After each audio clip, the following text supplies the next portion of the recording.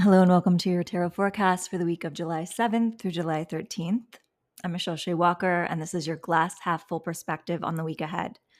If you're a paid subscriber or if you tipped your reader this week, be sure to stick around until the end to find out if you won the personalized reading. If you are new here, welcome. Thank you for being here. I do recommend that you go back in time and listen to the first reading of the month. So last week's reading, the first full week that we have. Well, no, this is the first full week. But when we went from June into July, I gave a little preview of what we can expect for the month of July. And a lot of that still applies. And I'm going to go deeper into some of the things that I talk about in that reading. But if you watch just the first portion, there are timestamps always listed below. Feel free to get the overview of July just so you kind of know what our themes are. And we're going to dive in a little bit deeper to those themes this week because we have a couple of the major occurrences of the month happening. And we start off with Monday, which is Uranus moving into Gemini. So if you don't know, I'm a big fan of looking at the historical occurrences whenever a planet from the outer scopes transitions signs, because they usually only transition signs once every several decades, centuries, depending on the planet we're talking about. And Uranus is an outer planet. So we do have a longer period of time between these transitions. And especially when we come back around to the same sign is specifically what I'm interested in when I look at these planets. What was the energy like the last time this planet was in the sign? What was occurring in the outside world? What kind of changes and shifts were happening? And how can we kind of use that to maybe predict and prepare for the future now as that planet is returning to that sign? So, speaking of changes, Uranus is the planet of change, of just like weird transformation of things that sometimes feels a little uncomfortable. I talked about this last week, but just to preview, I mentioned that we are moving from Uranus and Taurus, where we've been for the past 8 years. Well, I think we've been there for about like 6 or 7 years. We're going to go back into Taurus briefly, but we've been there for several years, including the years that were quarantine, pandemic, and Uranus and Taurus was about big change around our concepts of home, stability, security, and rootedness. So you can see how that played out on the world stage in a way that feels really life-changing, but not always comfortable and not always quite what you would expect going into that energy saying, hey, we're going to have some change and transformation around the way that we live our lives at home. You're not really going to predict necessarily what happened. Same goes as Uranus moves into Gemini. So I can tell you that Uranus in Gemini is about our localized community. It's about our way we communicate with one another. Specifically, if you are a writer, it really deals with your writing routines, but communication in general, especially with your sort of like not inner circle, I mean that too, but like your exterior inner circle. So Gemini is opposite Sagittarius, which is the world traveler sign. So Gemini reflects this sort of like counter that energy to that, which is like your hometown, your neighborhood, the things that are like within a couple block radius of you or within your city, the things that you can do locally that are going to have a ripple effect out into the world. So the first thing I want to say is that we are kind of focusing on local energy. So that doesn't mean that we can't still be tapped in to what's happening on the global stage. But as you know, I'm always a big fan of reflecting that the micro reflects in the macro. So if something's happening on the global stage, I guarantee that there's a microcosm of that happening in your local community as well. And the more that we can really focus on the stuff that's closest to us, that we can have the most effect on, the more that that can start to ripple out into the outside world and create bigger change over time. I'm not saying it's going to happen overnight, but don't get so caught up in trying to change what's happening across the world if you've got something in your local community that you can really make a difference with. So again, I'm not saying don't focus on what's happening in the rest of the world. Like we can still keep our ear to the ground, know what's occurring, still, be activated in the areas that we want to be activated in. But in particular, don't forget about the stuff that's nearby, because that's really important at this time.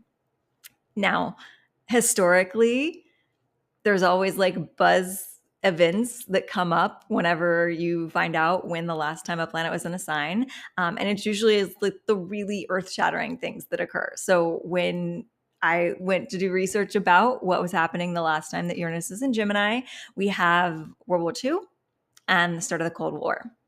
And actually, there's been a lot of rhetoric online right now that every time Uranus has moved into Gemini, there's been some sort of conflict.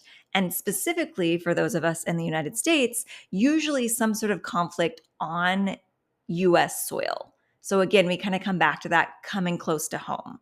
And Uranus is in Gemini for all of us. So, like, I know that that doesn't necessarily apply as close to home for people that live other places, but I guarantee you'll find something in your history when Uranus in Gemini where something was happening on localized soil. So, yes, we are still connecting to the outside world, but we really want to be aware of what's happening on our local soil, be it within your own country or, again, within your own neighborhood, within your own building, within your really localized energy, because there could be some things that catch you off guard. And it doesn't have to necessarily be bad. You just want to be aware of what's happening, what's shifting, what's changing, and how you can be involved in a way that serves you best. So it could be something really good. You could meet an entirely new community of people. Burps mean that the energy is shifting. You could meet an entirely new community of people in your local community and create big change. You could have so many different ways that this could play out. And it doesn't have to be about activism. It can be about like your social life and your own personal goals and dreams. So pull it in is what I'm saying with Uranus and Gemini.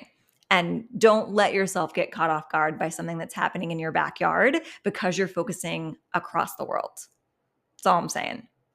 So that's happening Monday. We also have Venus trine Pluto, which is planet of love with our planet of sort of death and transformation lining up with one another. So that's usually a good luck sign. And as I'm saying that, there is a cardinal on the tree out in front of me.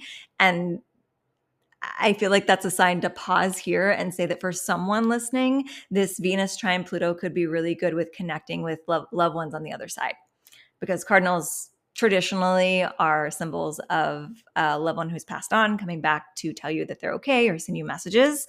And the fact that literally, as I was talking about Venus, the planet of love, and Pluto, the planet of death, coming together in this little kiss of luck, this little opportunity for some sort of energy to open up, cardinals outside, it's right there. So if you are trying to kind of communicate with loved ones on the other side, ancestors, people that have passed on, pets that have passed on, someone that you want to just kind of reach out and either want to know if they're okay on the other side, which P.S. they always are, or you want them to kind of help you with something, know that that could be something that is opening up for you on Monday. It's specifically happening early in the morning hours on Monday, so you might even get a little bleed over, or you might have felt a little bleed over Sunday night because you're not watching this until Monday. But 3:43 a.m. Central Standard Time in America is when this transition occurred, but it'll kind of permeate for the rest of the day as well. So if you want to do any sort of like ritual work, any sort of, seances, free writing, I really love just writing a letter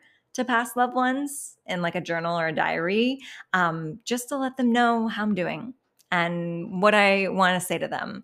And if you do that and you're more intuitively inclined, you might find that after you write the letter, you get sort of like intuitive responses, whether it be you hear a song, you smell a smell that relates to them, maybe you actually start writing and you feel like you need to write a message that is actually coming from them. It can get really woo-woo, but it doesn't have to get really woo-woo.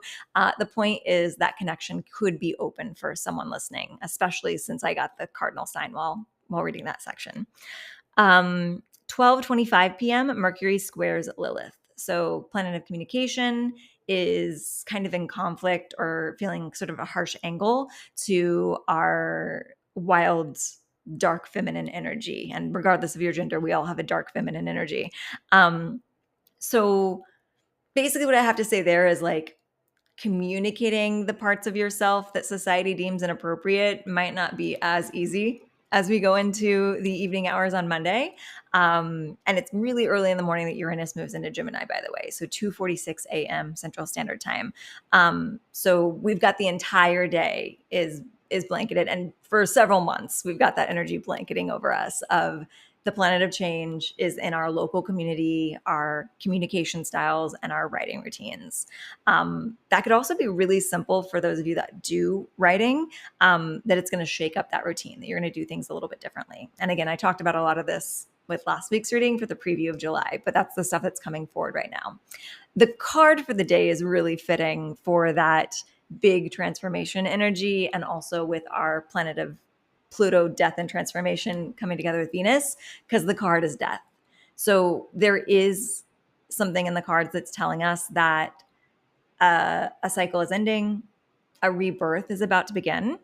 So it doesn't always have to be something that we're focusing on what's being put aside. It's what's becoming anew. So in regards to Uranus and Gemini, whatever it is that's going to arise over the next several months and years with Uranus and that planet, or that Uranus in that sign, it's going to be for a rebirth. So yes, we're going to see old ways of doing or thinking or being kind of die off, but there's a rebirth that inevitably follows that. So focus on what's being reborn, not what you're losing in that process. For the Venus trine Pluto and our cardinal out front, again, I want to echo that this does kind of bode well for communicating with the dead in whatever way serves you, because it symbolizes rebirth, but in that case, it's rebirth into the spiritual world where there's a new way for them to connect to you. And so this is just kind of reminding you like, hey, even though a version of them died, there's still a version of them that was reborn in a different form, and you can still communicate. You can still have that connection. They're still sending you signs. If you want a resource on specifically communicating with passed on loved ones, there's a really great book called Signs by a pretty well-known medium whose name escapes me right at this moment. But it was pretty good selling book. So if you just search for the book Signs and look for something that kind of looks like it's talking about talking to your past loved ones, that's a good one. The author also did a really good interview on Chelsea Handler's podcast that breaks down a lot of the concepts in the book. So if you're less of a reader and you still want to get that from information, look up who the author is, or maybe I'll drop it below, and then maybe check out that episode. And if I think about it, I'll try and drop that link below as well, because it does feel like someone here needs more information on how to communicate with loved ones that have passed on. I've got cat hair on my nose, but that also could be that my nose is itching because someone's thinking about you. Moving into Tuesday, we have quieter astrology, which we're going to need some breaks after the other stuff that's happening. So I'm all for a little quiet astrology on Tuesday. And we also have a really sort of optimistic card because we have the Ace of Pentacles. So the Ace of Pentacles is telling me that there's a seed being planted on Tuesday that's ready to kind of take root and blossom. And Pentacles traditionally deals with your money, your career, your finances, and then also your home, because all of those things support your home life. So it's about stability and security is what the Pentacles cards are for.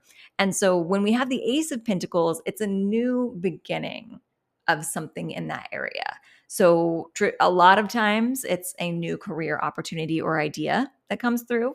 Money-making idea if you're an entrepreneur, a job offer if you work in more traditional fields. It also could be that you're getting a new start in regards to your home. Maybe you're moving, maybe you're redecorating. It's a really good energy for just following the inspiration around money and career and home life. So whatever comes through for you on Tuesday that just feels like a really scathingly brilliant idea, to quote one of my favorite 60s movies, follow through on that, because the energy is really ready for it. And especially, I'm going to call back to Monday's astrology, if it has to do with your local community. Like if you are kind of bringing in your business, like maybe you do a lot of stuff online and you get the opportunity to do a local event, go for it. Like if it feels good in your body, that's totally in alignment with the astrology that's happening right now. But don't sleep on the muses for this one, because it feels like it is kind of a little like flash of inspiration. And if you don't grab it and plant it in the ground and let it take root, it's going to either be carried off by a bird to someone else, or it's just going to be it's a wasted seed that never gets planted, never gets to blossom. So really give yourself some space on Tuesday to be open to whatever inspiration's coming through and to start taking action of letting that take root. Okay. Wednesday, the moon's moving signs. Again, that happens like every couple of days, but we are going to Capricorn to prepare for our new moon or our full moon the next day. So Capricorn moon is starting to occur 3:55 a.m. The moon is just moving into the sign of Capricorn. Our full moon doesn't happen until the next day on Thursday, but on Wednesday, we do have that Capricorn moon influence, which just basically means we're going to be maybe a little more logical about our emotions. On the shadow side of that, maybe deflecting our emotions and focusing too much on work. So be mindful of that. But again, the moon changes signs so often. We encounter a Capricorn full moon every single month. So it's not going to feel like a really intense shift in the energy. The card of the day is the Five of Cups. So there is something here that is telling me that you're disappointed by something that's occurring on Wednesday, when actually it's something that we're ready to move on from. Like you're looking too much. My cats are making noises if you heard that. You're looking too much at what isn't working that you were supposed to move on from anyway, and forgetting about what potentially could be working that you're ready to move towards. So don't dwell too much on the past on Wednesday is what I'm getting from this card. And especially if it has to do with, I do get a little bit of a career thing that's happening in this beginning of the week with our Ace of Pentacles yesterday. And then a little bit of that, like Uranus, there's something about Uranus into Gemini that feels like it could be beneficial for a lot of our careers, either bringing things in locally or doing something with writing. And I feel like maybe you're going to get a little caught up in imposter syndrome. And as you start to try and follow through on letting that seed of an idea on Tuesday take root, you might start to either not get success right away and feel like you're a failure and just look at those failures and forget about the things that you could have go right. Or you're getting caught up in like past storylines of, oh, I've tried something similar to this, or maybe not even similar to this in the past, and it didn't work out. So what if this doesn't work out? That story of a loop. I'm getting actually a message for this that's relative to my own life, but for anyone else that resonates for this, for writers, this feels like sending out a lot of submissions for something. So maybe you sprinkle 5 different submissions out into the world, and Wednesday's like 3 rejections come back. And you're so focused on those rejections that you forget that there's potential to that you don't even know, that it's like a Schrodinger's opportunity that you don't know if it's gone right or wrong. So focus on what could go right rather than what's gone wrong or what could go wrong whenever you come to Wednesday. Thursday, we got a Capricorn full moon. So I want you to look back or think back. I love being a journaler because I can actually physically look back, but think back on what you were trying to call into your life as we were transitioning into this new year. Because the Capricorn new moon, I believe, happened right at the end of December, right before we had our transition into the new year. And it is ripe with energy of manifestation, because that's just what we kind of tack on to in our society. It's not actually astrologically related to anything. Our January 1st being the start of the calendar year doesn't make any sense to the sky.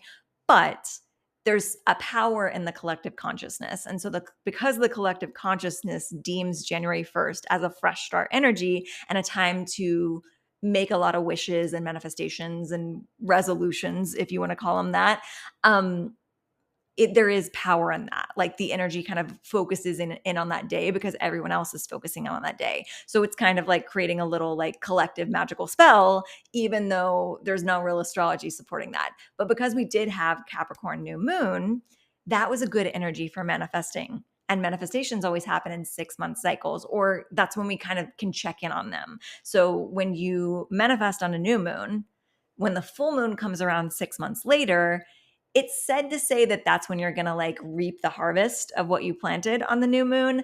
I find in my own personal life that that's not always a direct correlation, but it's a great time to check back in on the goals that you made 6 months ago because one, you maybe made a manifestation goal and didn't take any action on it. And like, that's not how we manifest. Like, yes, there is magic that happens, but you have to also like take action towards your goals and follow your impulses. So if you were too scared to follow your impulses on something you were wishing for back at the end of December, you might look back on that now when it was supposed to have manifest and realize like, hey, maybe I should put this to the top of my agenda again. Maybe I should actually take action on this so that in another 6 months, maybe it will come true.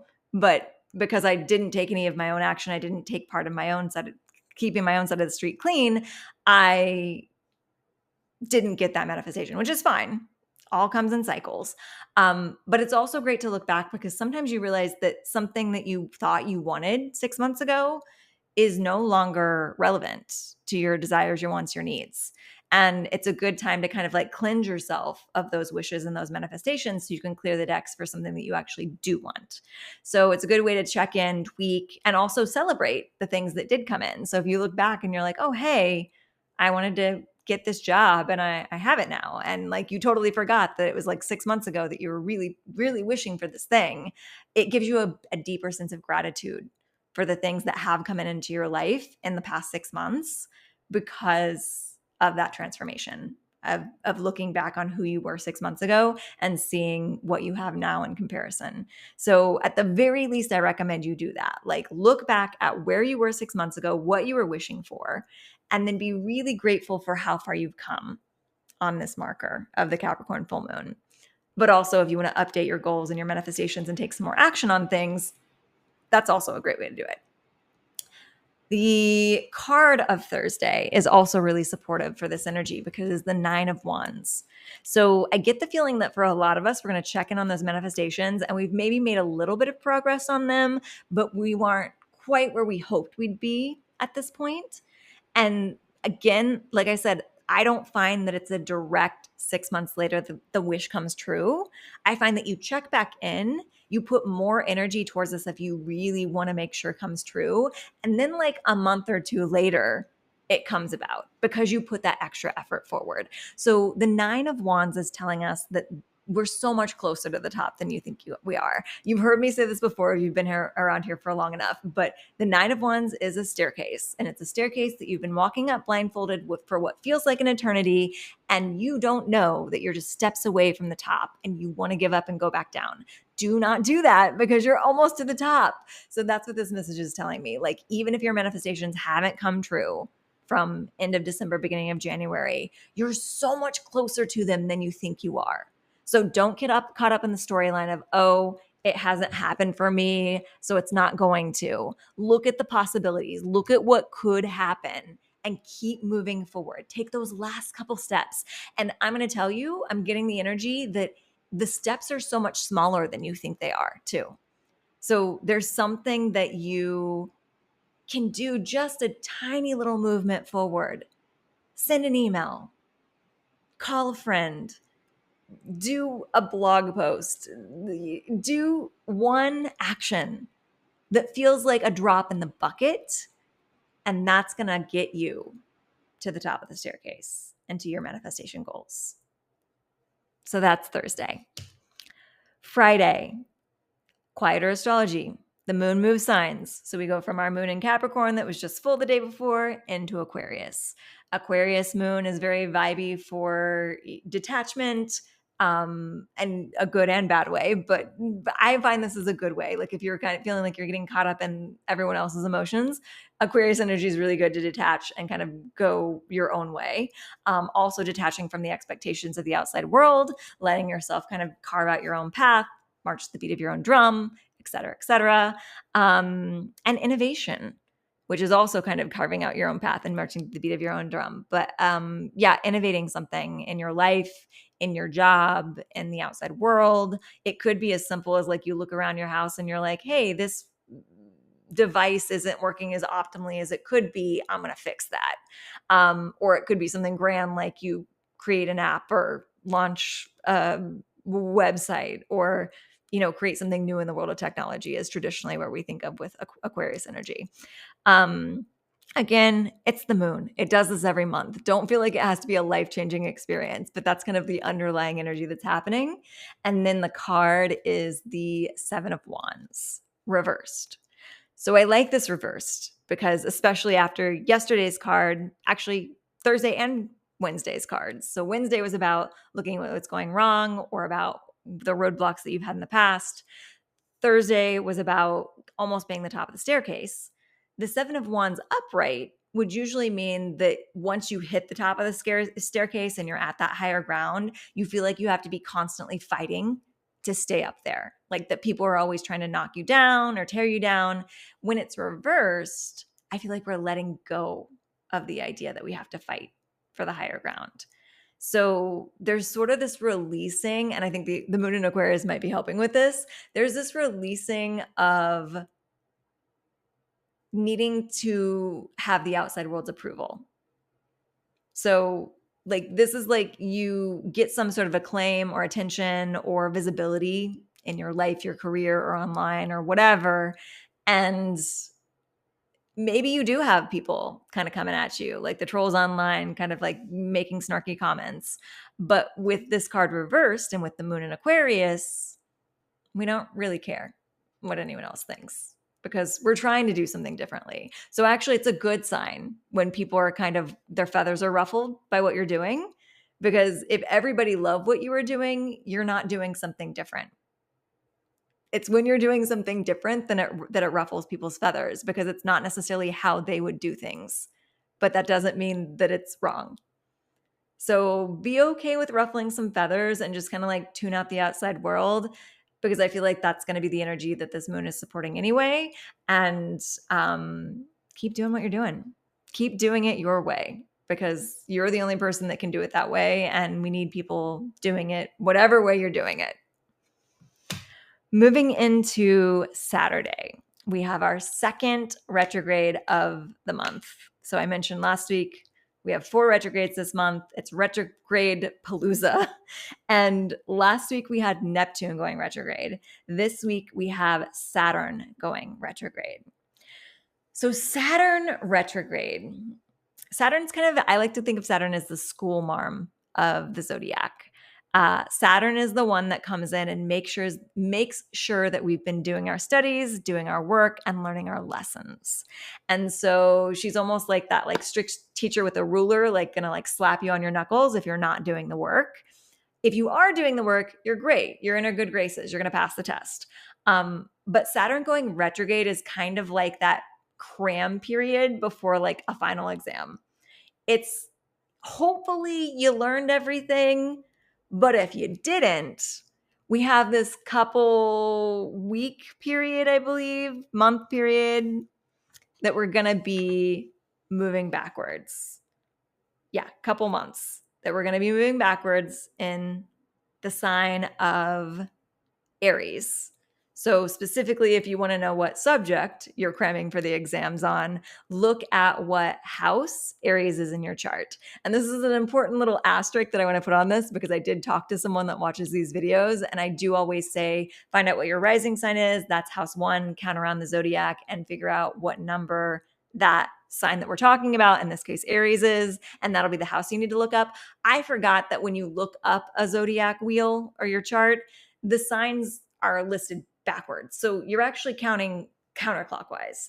In my mind, I picture it as like just trying to look at a calendar and figuring out what zodiac comes next. And that's how I count. But if you're actually looking at your natal chart, you're going to look for your rising sign and you're going to count. And I think I'm a mirror image now, so I'm just not even going to point up. You're going to look for the rising sign and you're going to go counterclockwise around your natal chart to count up to find out what Aries is. And that's the house it's in. If you are just thinking of the calendar year and thinking, oh, for instance, I'm an Aquarius rising. So I know that Aquarius comes as house 1, Pisces is the next sign. So Pisces is house 2, Aries is the next sign. So Aries is my 3rd house. That's how I do that because I just think of it in terms of the actual way that they play out in the calendar year. But if you're looking at the natal chart, you're going to probably go backwards. So I hope that clears some things up, and I hope that I didn't lead some of you astray in the past. So find out what house Aries is in if you know your rising sign. And that is going to tell you the area of your life that this cram for exams is happening in. So I mentioned Aries is in my third house.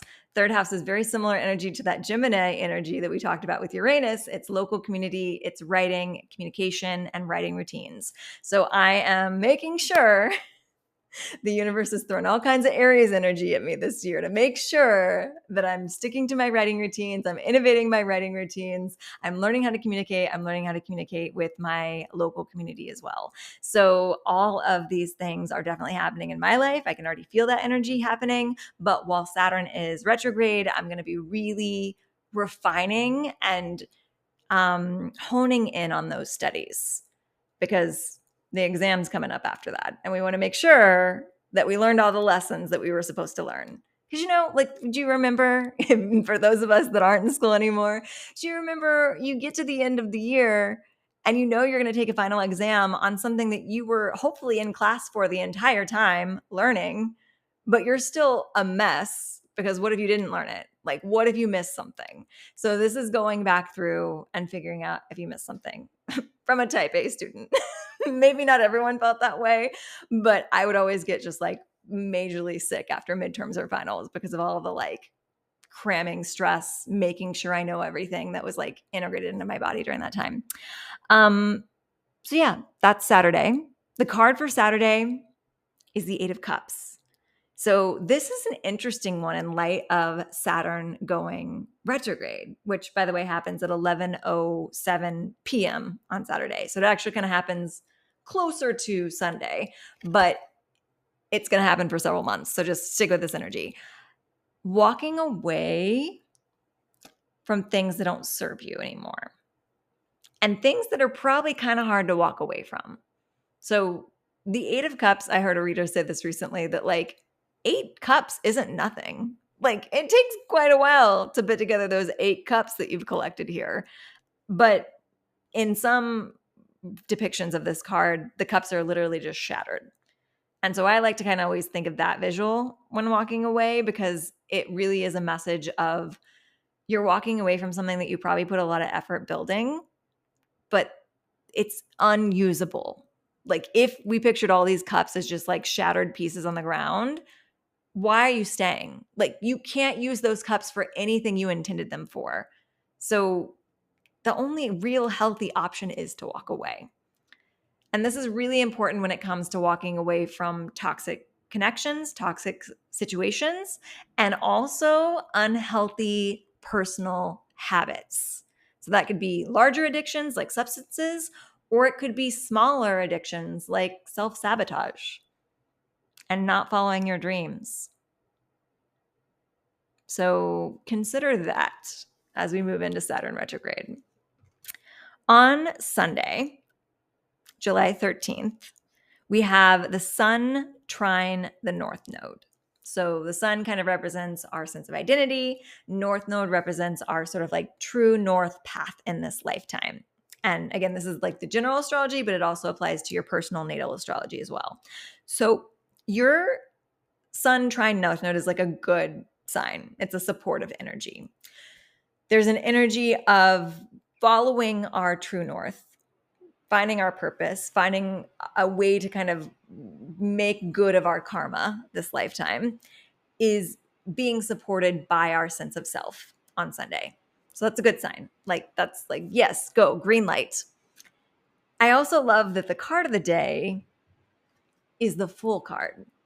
So this is fresh start energy and like the most beautifully naive way. So it's called the Fool, but which we kind of think of as like a negative thing outside of the tarot, like, oh, you don't want to be a fool. But the reason it's called the Fool is because the Fool is going into this new beginning blissfully unaware of what could go wrong. Like this character is going to step off a cliff, but they're having the best time getting ready to make that possible mistake. So I don't want the cliff to be like a scary thing.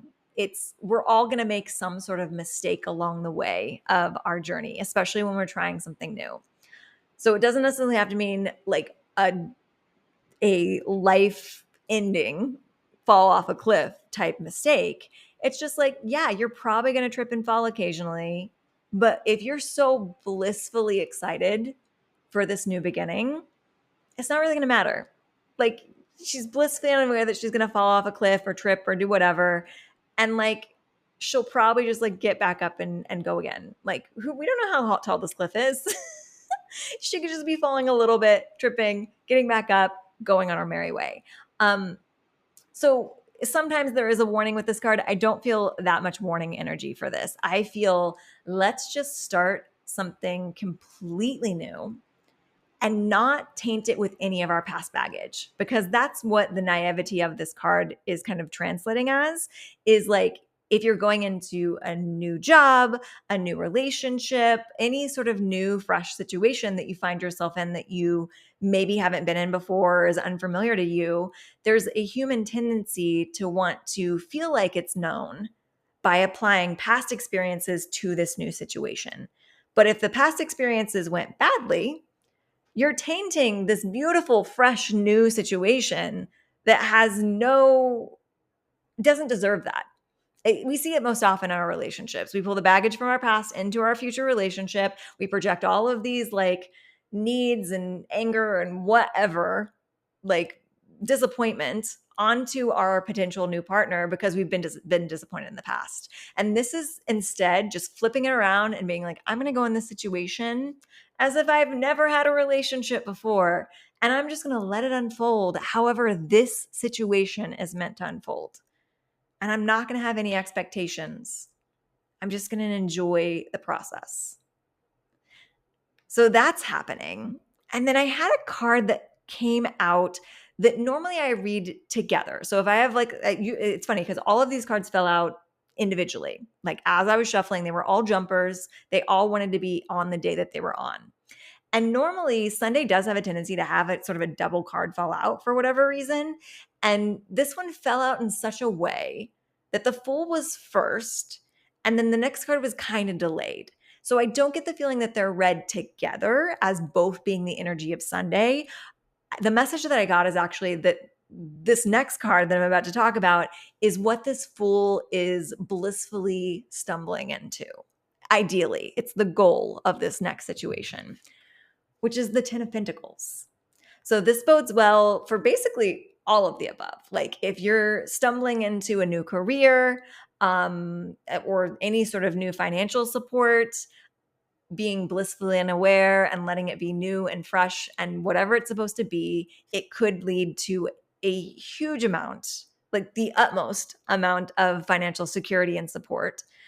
And also, if you are stumbling into a new romantic relationship, it could lead to the ultimate sense of security in relationship, whatever that means to you. So traditionally on this card, it's like a marriage is happening and we've got all the generations present. So we've got these two individuals are getting married and they've got their home. They've built this beautiful financial nest and they have their pets and they have like an elderly like grandmother present and they have a child present. So it's like this generational, what wanted to come through in that phrase was generational wealth. So you could also be building generational wealth with something. So it could be, it's a coming together of energies that's really, really financially and emotionally stable and supportive. So again, it works for both career or romance. If it's just career, awesome. Like you can get this other stuff as well, but like focus on letting that be a new, fresh situation, letting the opportunity present itself and letting it unfold in a way that feels fresh and beautiful and optimistic. If it's a romantic relationship, I'm getting a feeling it could also be a financial connection of some kind. And this could be that you meet someone that you end up working together with and building your wealth together with or expanding your wealth together with. Or it could just be that you both come together with this great financial security and it just becomes like doubled with that union. So there's just a feeling of like being set for life is what I'm getting from this. So if you're calling any sort of stability in, this is a really good energy. But the key to unlocking this is letting the Fool be blissfully naive and optimistic and not dragging past baggage into this new situation, because that could kill it. And you don't want to kill this, because this is some really good energy. Okay. That is our week of July 7th through the 13th. I also want to remind you that you only have a couple weeks left this week and next week. Next week is when my birthday sale is ending. So if you are wanting to get a steeply 40% discounted personal reading, Reiki training, both the Reiki trainings online are for sale, or a long-term coaching with me, do not pass up this 40% discount. Like, I'm doing it in honor of my birthday. It's my last couple weeks at 40. So we're doing 40% off. So I would just go right now and like sign up for your thing. If you purchase the coaching or the reading, it doesn't have to be scheduled before 7/17, but you have to make the purchase before 7/17, and it's automatically applied at checkout. So I'm going to give you a little like process, like preview of the process. When you book a personal reading with me, what happens is you click the link to book a reading. You go to a separate site, where's my calendar, that you book the reading at, and then that will redirect you back to my website to make the purchase, and that's where you'll see the discount applied. So don't get like thrown off by any of like the pricing listings before you get to that point, because they're just like telling you the normal price, and then you can get to the actual purchase page and it'll have the discount automatically applied of 40% off, which is huge for a lot of these offers. And I think for the coaching, the long-term coaching, you're saving like $1,000. So like, don't pass this up. If you're wanting to do Reiki trainings, you can even do the bundle of Reiki level 1 and 2 together, and you can save the money. So get whatever metaphysical goods you need under your belt before 7/17. So ideally, just go after this reading and make that purchase so that you don't forget. And if you have any questions about anything, if you run into any problems, please let me know. And I am going to dive into our personal reading. So if you have not become a paid subscriber, or if you didn't tip your reader this week, that's okay. I still appreciate your presence here. But know that sometimes these personal readings also apply to other people that want to watch. Like if you feel called to watch, that's your intuition telling you that this reading is going to have something for you. So feel free to stick around if that's the case. But our actual targeted personal reading, first of all, I always want to go through, I've started this new thing where I'm thanking everyone that we are having in the pool for these. So first of all, I want to thank Tracy, who got our reading winning last week. So she won't be on this wheel, but thank you, Tracy, for being a paid subscriber. Thank you, Holly, Amanda, Caitlin, and Francis for being paid subscribers. And we didn't have any tip the readers this week. So if you want on our next reading, you can click the links below. You can tip the reader. You can get on this wheel. And we're going to spin the wheel. We're going to see who wins this week's reading.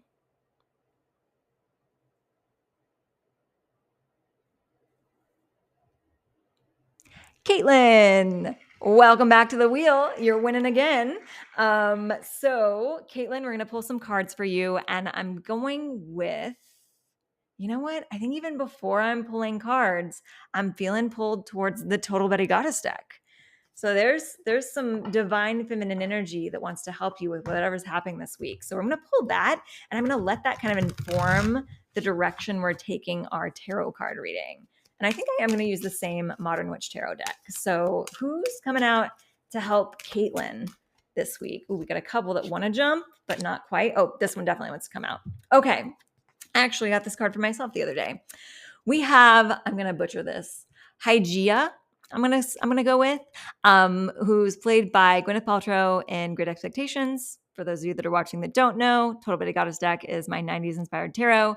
So Hygeia is the goddess of cleanliness, because that's where we get our hygiene word. But specifically, I like to apply this card to like clearing out either energy or space.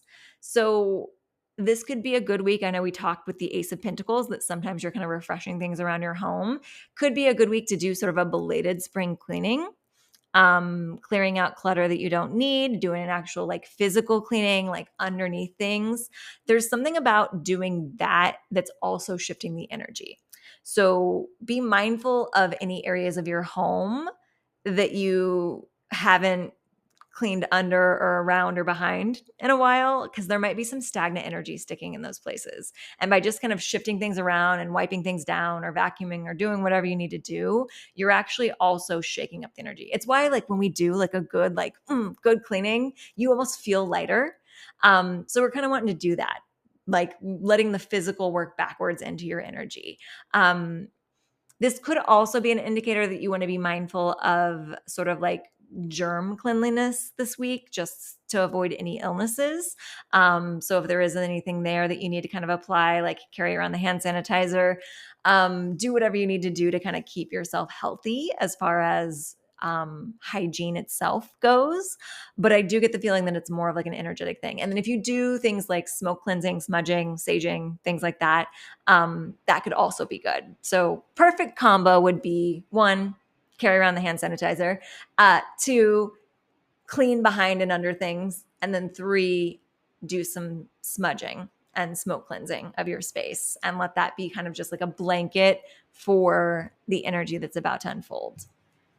Okay, so let's see what your tarot cards have to say in regards to health and cleanliness and clearing the energy.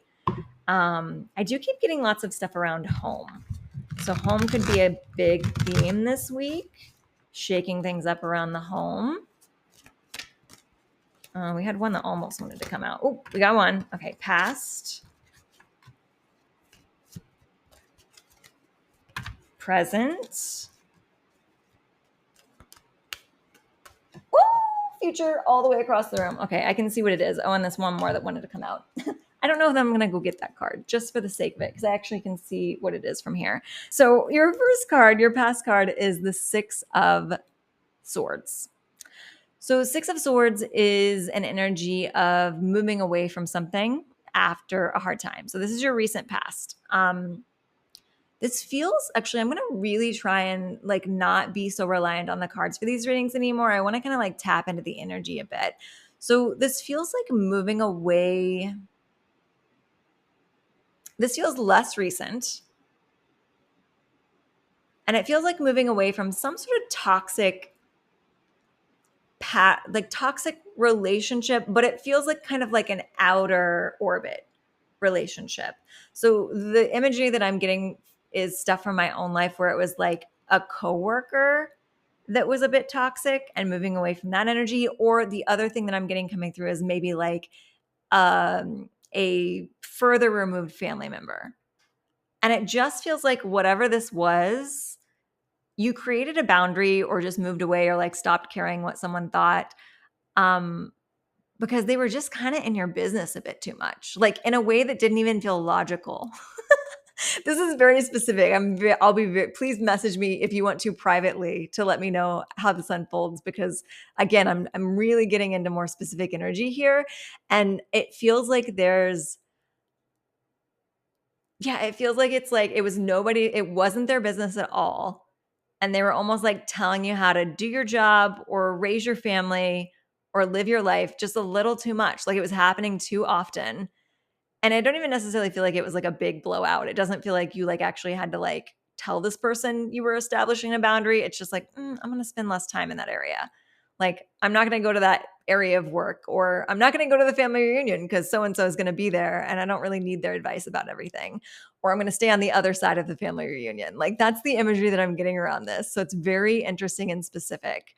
It could also be like a tertiary energy in your sort of like social life, like mom social life. Like it feels like I'm seeing like an imagery of like the other thing that's coming through would be like if you're at the playground and there's like people that you always see at the playground, and like there's just one person that like just is a little too involved in like trying to tell you how to do things.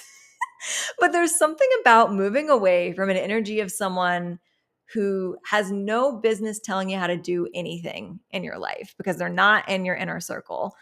And they just kind of kept pushing it too far and like always wanted to tell you how to do things. Or yeah, specifically around home and family. So how to clean, how to raise your kids, how to, make your relationship good. Like, and it doesn't feel like it's someone that you even would want advice from. Like, it feels like it's like one of those things where it's like, don't take advice from people that aren't living the life that you want to live. And so I think you kind of created almost this interior boundary of like, I'm not going to let this person get to me because I wouldn't want their life. So why would I want their advice? And like, even if they decide to give you the advice, it's not going to ruffle your feathers anymore. That's very specific. The presence coming up with the moon card reversed. So first thing I got from this is you're letting your shadow side, your wild Lilith, like wolf side, come to light a little bit more. Yeah, it's kind of both of these cards together are kind of giving me like let your freak flag fly energy. Like you may be doing something in your life differently than most of the people around you, but that's actually good. And like, again, I get like lots of storylines coming through. They're sometimes more metaphors than they are literal. But one of the things would be like, if your parenting style is different than everyone around you, like it's actually because like you should become a mommy blogger and like the world is going to realize that your way is better than the way that they've been doing things. Like it's like this weird very specific tangent there, which again, take it metaphorically if that doesn't apply. I don't necessarily think that you have to go out and start a blog if that's not a thing. But there is this feeling of like, you do something different and you used to let the outside world make you feel ashamed about it. And it might not be about parenting, it could be about anything in your life. But you do something differently than the way that most people would tell you to do or do it themselves. And it actually kind of works. And it won't work for everyone. But especially with our Uranus and Gemini getting us involved in the local community, there might be like people in your local circle that kind of want your advice on how to do things this different way. And it could be as simple as like maybe you make a really good recipe that's not like what anyone else does. Or maybe you have a really good like morning routine. Like there's just really little things. So it doesn't have to be like on a global scale of like being a blogger online. But it does feel like there's at least like a little like local community type thing of like some people have been kind of turning their nose up at the way you do things, but there's secretly other people that are like, I kind of want the recipe to that. Like I want to know how she's doing what she's doing. So that's an interesting unfolding. And I think it's very in alignment with sort of our earlier Lilith energy. It's very in alignment. We've got the Capricorn full moon, which there is a full moon on this card as well. And then it's also interesting that like, I'm getting another story coming in now that's like, because the Capricorn full moon is when we have our Cancer and Sun. And so these two are always like opposing factors. Like it's like it's usually a dog and a wolf rather than two women, but like the domesticated dog and the wild wolf are on either side of this river. And so I also got the duality of like masculine and feminine coming through for a moment where it was like maybe the roles of like the maternal and paternal roles are like blended or kind of shuffled around in your household. And like other people want to know how you do that. So that could be part of this as well. Okay, so the card that's across the room that I'm not going to go get is the Seven of Swords. And it's reversed as it fell out towards me. So Seven of Swords reversed is a secret being revealed. So in the near future, there is a secret being revealed. And I almost want to say it's you sharing how or why, you like the method to your madness and like the recipe to whatever it is that you're doing that's so different. And honestly, the thing that's really amusing me is I'm just remembering our card was Gwyneth Paltrow, and she has Goop, which is very much like how to do things in a way that got a lot of flack from a lot of people, that like not everyone would do them that way, but like a lot of people still like that. So it is kind of mommy blogger energy that's happening in regards to that as well. And so there's this energy of like you sharing. And again, If you want to be a blogger, like go, this is a huge green light for that. But like if that doesn't resonate for you, go and share with your local community, people that have seemed curious about the way that you do things. And it could just start as simple as like a story that you share.